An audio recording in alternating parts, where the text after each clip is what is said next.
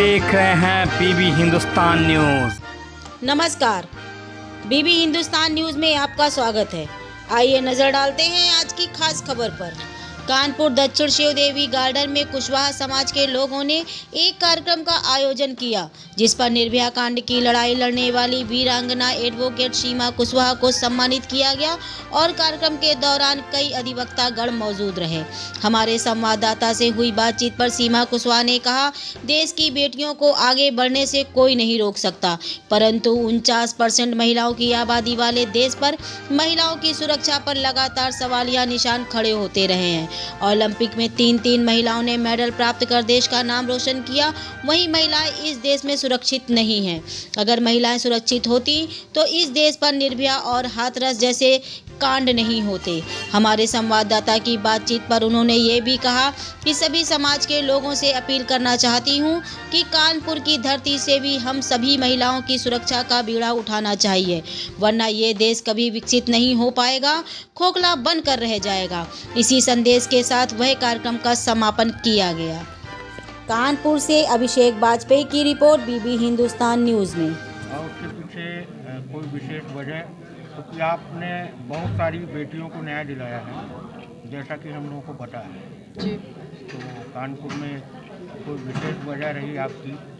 देखिए, कानपुर में विशेष वजह ये है कि जब निर्भया को, स्पेशली मेरा नाम जो है तब ज़्यादा मीडिया में आया जब देश की हमारी बेटी, जिसकी इतनी बर्बरता के साथ हत्या कर दी गई थी 2012 में, उसको जस्टिस दिलाया मैंने। तो लोग तब से ही मुझे कांटेक्ट कर रहे थे कि जगह जगह पे सम्मान करना चाहते थे।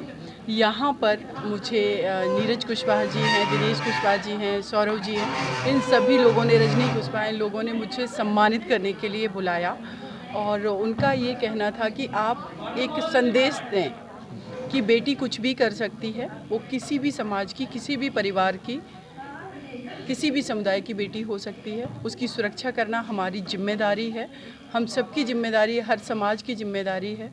तो ये स्पेशली संदेश देने के लिए आप लोगों ने मुझे बुलाया था जी। अच्छा, अभी आज आपने किस तरह का संदेश दिया यहाँ पर आकर यहाँ के लोगों को?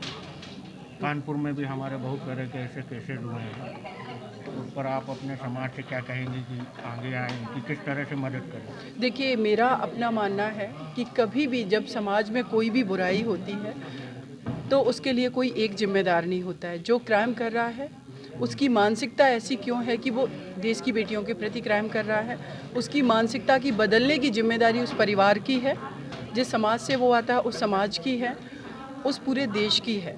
तो अगर क्राइम हो रहा है तो कमियां कहाँ हैं, ये समाज में हर किसी को सोचना है।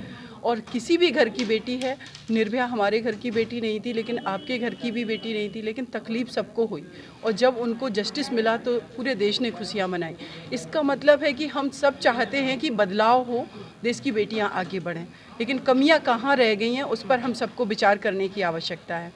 हम आज सोचते हैं हर घर में कि जैसे मुझे यहाँ सम्मानित किया जा रहा है, सीमा कुशवाहा ने बहुत नाम किया है, लोगों को गर्व है। आपके घर की बेटी क्यों नहीं नाम करवाई, इस पर विचार करने की आवश्यकता है। वो भी तो साइना नेहवाल बन सकती, वो तो कल्पना चावला बन सकती, किरण बेदी। आपको ये देखने की आवश्यकता है कि उस परिवार में उस बच्ची को सपोर्ट कैसे किया गया, उसने संघर्ष कैसे किया। अगर वो जुझारू थी तो उसकी उस जुझारूपन को, उस अक्खड़पन को समाज ने दरकिनार किया, लेकिन वो डटी रही। तो उसको उस तरीके से आपको प्रमोट करने की आवश्यकता है, क्योंकि किसी भी परिवार में अगर आपने अपनी बेटी को मजबूत कर लिया तो मैं दावे के साथ कहती हूँ वो परिवार और वो जिस भी समाज में जाएगी उसको मजबूत करेगी। और इसका जीता जागता उदाहरण अगर आप देखेंगे, अभी तो ओलंपिक आने वाले हैं, उससे पहले जो ओलंपिक हुए 3 साल पहले, मेरे देश से करीब 10-15 प्लेयर्स गए थे, खिलाड़ी ओलंपिक में भाग लेने, जिसमें बेटियाँ भी थी, बेटे भी थे। ओलंपिक जैसे गेम, जिसमें कहा जाता है वैश्विक स्तर का गेम है, देश का एक भी बेटा मेडल नहीं लाया और बेटियां मेडल लेकर के आ गई, 3 मेडल लेकर के आई थी।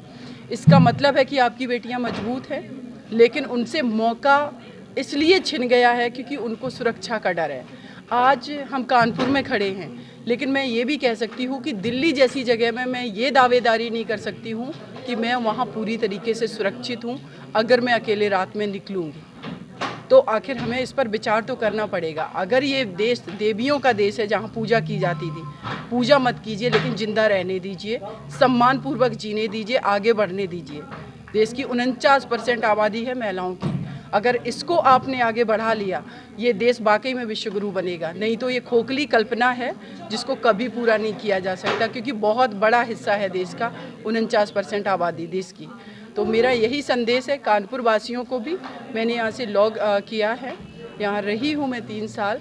तो मेरा कानपुर के भी वासियों को यही संदेश है कि अपने परिवार की बेटी को स्ट्रॉन्ग बनाएं और बेटे को संस्कार बनाएं, कि किसी और परिवार की बेटी को वो ना छीनें, उसको ना छेड़ें, उसको ना उसके साथ बलात्कार करें, उसको जीने दें, आगे बढ़ने दें। Thank you so much.